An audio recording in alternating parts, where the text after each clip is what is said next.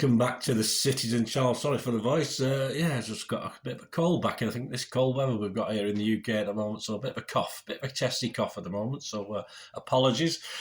Yes, welcome to World Cup updates. We're getting near the end now, aren't we? We've only got one player left in it as I'm recording this after last night, or yesterday and last night. So we're going to talk about the 10th of December 2022, of course, a couple of quarterfinals. World Cup in Qatar with a sky blue, well, certainly a big hefty chunk today, but there certainly won't be that much. But of course, we'll be getting behind our one remaining player for the rest of this competition, so we'll have a look at that. So join me today as we look back at the final two quarterfinals. Please, if you're new to the channel, push that subscribe button, push the bell notifications.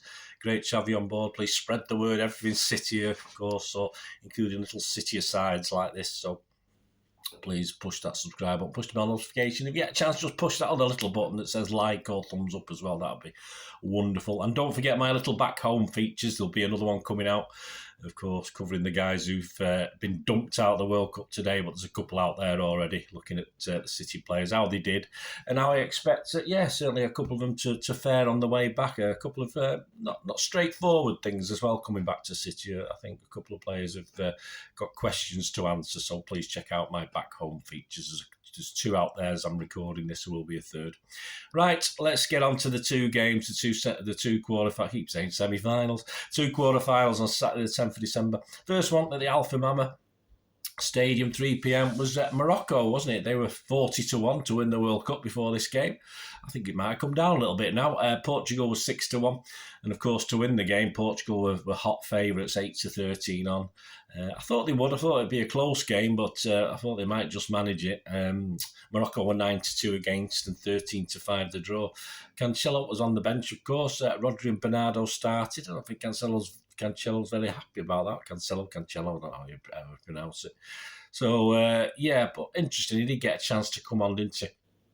Early chances at both ends. It wasn't the best first half I've ever seen. Both chances were saved. One was over the bar. And on 42, Morocco took the lead. Headed down again from En-Nesyri. And Fernandes very, very closely came to equalise in a great effort from Fernandes, hit the bar to equalise for half-time. But Morocco had played well that first half, been tight as we expected. And of course, Portugal have been probing, but not really unable to do too much with it. So, 1-0 for Morocco at half-time. I'd say probably deserved as well. 50 minutes, almost 2-0 from a glancing header. And this stung the manager into action. Cancelo and Ronaldo came on. The GOATs, as most people say. I don't understand this Messi Ronaldo stuff. I'm not interested. I'm a City fan. I have no qualms. For me, if someone said to you, do you think the better player is, who would you rather see in a City shirt? I would say Messi all day long, but people have the favourites, don't they? So that's how it is. Ramos not making the impact he did last time, of course, for Portugal. He got pulled as well. So it just shows you, doesn't it? Hat-trick in his first game against a better, more organised team. And as time moves on, Portugal do throw everything. Bernardo was running around again, doing his water-carrying job that it does for City so well, doing it for Portugal, not really getting in the places where it mattered. He was just making sure everything was ticking in the build-up as well. So 8 minutes injury time. Ronaldo came very close. A good effort, well saved. Cheddar nearly became a Moroccan villain, gets himself 2 yellow cards in the space of 2 or 3 minutes, and he's off, which is stupid, absolutely stupid. As I said, they got away with it, they got through, so he's okay, but what a stupid thing to do. 97 minutes, Pepe nearly sort of made it safe at the back post, but that was it. No time for Portugal to do anything. Pretty amazing for Morocco, the first team from the African nations to get through to the semi-finals, of course, and thoroughly deserved. It got a bit of luck, of course. It did poor finishing for Portugal, some okay saves, and they never made it easy for Portugal, so all credit to him. I don't think anyone can have any complaints about that, even Portugal, and obviously our lads are coming home. The XG, Morocco was 1.43. and Portugal 1.49. So yeah, that just shows really how even though they had the pressure, Portugal, how well Morocco restricted them.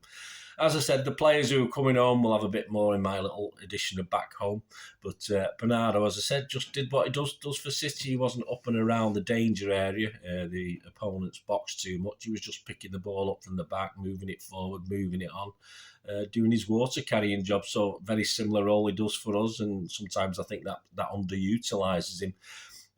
Cancelo, well, yeah, it was an okay cameo. He added a bit of spice to that wing when he came on, but again, not quite the nearly man, as we say for City, don't we? Not okay, but nothing special. And Diaz, he played more as a forward, I think, in the second half, which isn't his strength, let's be honest about it. But again, as Portugal went for it, as a defensive unit, he wasn't really utilised that much. And as a forward unit, again, nothing really fell to him. So a bit of a nondescript game from Diaz, I thought, as well. So there you go. Portugal are out, Morocco are through, of course. And who are they going to play? Well, they're going to play either France or England, aren't they? The other game at 7 p.m. at the Al Bayt Stadium. France were 9-2. I think second favourites or third favourites to win the World Cup before the quarterfinals. England was 6-1, and for the game itself, France were the favourites 13-10. Fair enough, and England were 2-1. I think that was probably reasonable. 9-4 the draw. Foden and Walker and Stones all started, which is not a surprise. He kept with the same team that had got through the last round, so that didn't surprise us. Phillips and Grealish on the bench. Grealish is going to have a couple of minutes on, but I don't see the point at that stage. Yeah, so it was 17 minutes. It was an interesting start, a bit cagey as you'd expect, but both teams had chances. France started lively, then England sort of built up, but France eventually took the lead after a little bit of pressure, and they had looked more likely in the build-up. I think we'd had a couple of little let-offs before that, but it was just a goal from nowhere. The Pickford's getting a bit of blame.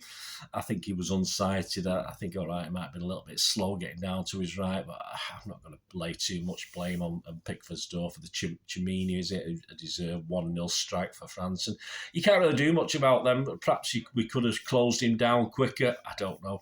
But you can't really do anything about cracking strikes like that are coming through players as well. There's not a lot anyone can do. That's in the corner. It's going to be tough for a keeper. 26 minutes, the next controversial decision. It's one of those decisions that a poor referee, as we know, awful referee on the day. He didn't see things in front of him, and he saw things that other people didn't see. It was just one of those, just a typical Premier League type, Champions League type referee. Absolute inconsistencies are us sort of thing. Kane is fouled on the edge of the box. They assumed I think it was a foul. They've obviously assumed it's outside of the area, so VAR can't get involved to give a free kick. So nothing was given, but most people saying it was on the line or in the area. But hey, it happens, doesn't it? It didn't really matter too much. We had a chance to get back into it, and despite England's attempts, which were few and far between, we did go in behind at 1-0 at half-time, but it's not the end of the world, is it? 1-0, it's nothing. 47 minutes, Bellingham shoots, Lloris tips over a good chance, a good save from Lloris. He had one of those games where he could look superb, did a couple of dodgy things. 52 minutes, Saka, sort of a little jinx in the box, and he's fouled. I mean, we've seen players like Grealish and Bernardo win these sort of fouls for City all the time in the box, and after a long wait, Kane obviously comes in. Superb penalty from Mr. Kane right in the top. Lloris, no chance. As I said, it was his favourite side. If you look at the graphics on all his previous England penalties, it was his favourite side. Lloris probably knew it was his favourite side, but he decided psychologically to dive the other way. But hey, there you go. It's 1-1 and thoroughly deserved by England. Certainly 1-1 was a fair score at the time. But again, as most of the teams have done, Brazil did, Argentina did, these teams go, I mean, you can't blame teams like Morocco for going a goal up and defending, but the quality international teams, I mean, if this is the Premier League, you go 1-0 up, you try your damned hardest to go 2-3-4 up and finish the game off. International level, it doesn't seem to work out like that. France had sat back after going 1-0 up. And again, this woke them up, being 1-1. It was 1-1 again. They had to go for it. So they started playing quite well again. And it's France who took the lead. Awkward time for England, because obviously, all fairness to Southgate, 78 minutes, did you throw caution to the wind and make raft of changes, or do you rely on the guys who've been playing very well? I thought England played very well and brought you back into the game. So 78 minutes. Giroud heads home. No one quite able to get to him. Maguire couldn't get to him. I've seen John Stones get a little bit of whinging at for that, but I don't think Stones was in any way to blame. I thought, obviously, Maguire's the big lad, Giroud's the big lad. I don't really do zonal marking for England, but it was his responsibility to keep an eye on him. But it's 2-1. Yeah, still time, because there's going to be 8-10 minutes injury time anyway. So, 78-12. So you're talking 20 minutes to play. As I say, awkward to Southgate. Would you throw people on, or would you rely on the guys who've been doing okay? As long as they're not tired, why not? But there you go, you just don't know. He made a substitution to bring him out, on which we all sighed about a little bit at the time. But of course, he did win us the penalty. He got in the box where it mattered. And yes, even though it was in front of the referee, it took a check on the monitor to confirm the penalty. One of the clearest penalties you're ever likely to see. But obviously, this time, Kane tries to hit it even harder than the last time, which he probably didn't need to do. Lloris chose that way, the correct way. But it's just a good, 5 yards over the bar. I don't know, very Southgate-like, wasn't it? It was just an awful penalty. So did we miss our chance? Probably. 85 minutes, would have took Foden off, unless Foden was struggling. No, but he did. He took Foden off. I would have just put Foden where he could cause. I would have moved Foden more into a central position where Mason Mount was playing, in fairness. But he took Foden off, put Rashford on. At that stage, you want Rashford and Foden on, I would have thought. As I said, unless Foden was feeling something or tired, I'm not too sure. It seemed a bit of a mistake from Southgate. But then again, you got into injury time. Stones got an injury by the looks of it. How bad, we don't know. We can only hope he's okay. 98 minutes, which was the end of injury time. There was another delay, of course, with Stones' injury, but Grealish came on. What was the point? I don't know. And 111 minutes, as in the Netherlands, that's when they scored their free kick. We got a free kick on the edge, but this time we're not as clever. We're not as clever as the Netherlands. We just relied on Mr. Rashford to get it up and over, and no matter how much he jumps and says it was close, it wasn't close. It hit the roof of the thing, but it, just not good enough. A good 6 to 12 inches over, so he can whinge all he wants. If it hit the bar or something, even if it glanced the bar at the top of the bar, it was still no good. So, yeah, just a free kick came to nothing, and the final whistle went. England had played well, plucky losers, as we say, but not good enough. And France had made it matter, count when it mattered, and that's what wins football matches, taking your chances. It don't matter that England have twice the chances of France. It's taking the chances that wins the matches, and all credit to France for doing it, and England just weren't good enough. XG, my thanks to XG philosophy, England 2.59. France 1.32. And going over to the evening news for the ratings of the players, of course, I've ignored Grealish. No point having a look at his player ratings, but Grealish, no chance to do anything today. Phillips didn't get a chance, of course. Kyle Walker, Dan Brown for the Manchester Evening News said, managed to keep Mbappe relatively quiet. He did. He got away a couple of times, but that's what I expect from a quality player. With the France winger failing to register a shot on target, but it was a wing. He was more playing on it. He supplied a couple of okay balls. He was unable to get up the flank on enough occasions. Oh yeah, because his job was to mark Mbappe.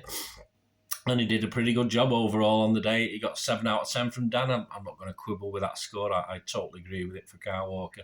John Stones, I think Dan's been a bit cruel on John Stones. I don't think he put foot wrong in this game. As I said, I don't think he was to blame for the second goal in one iota. I'm not particularly thinking he should be blamed for the first goal. Apart from as a unit, we should perhaps be closing down France a little bit more in and around the box. Dan Brown said John Stones didn't really do much wrong in the game. He didn't, but we'll be disappointed that England conceded twice. It's international football. It's quality players. Either him or Maguire should have been cited to Olivier Giroud. Well, I think it was Maguire's responsibility. So he's given John Stones a 6. I think he was worth a 7. Again, perhaps even higher. I thought Stones didn't do anything. I'd say just hope his injury's not too bad. Dan's been a bit mean on Stones there. I'll give him a 7. You give him a 6. And finally, Phil Foden made the most of playing against a makeshift right back and showed glimpses of his quality throughout the game, said Dan, fading towards the end of the time.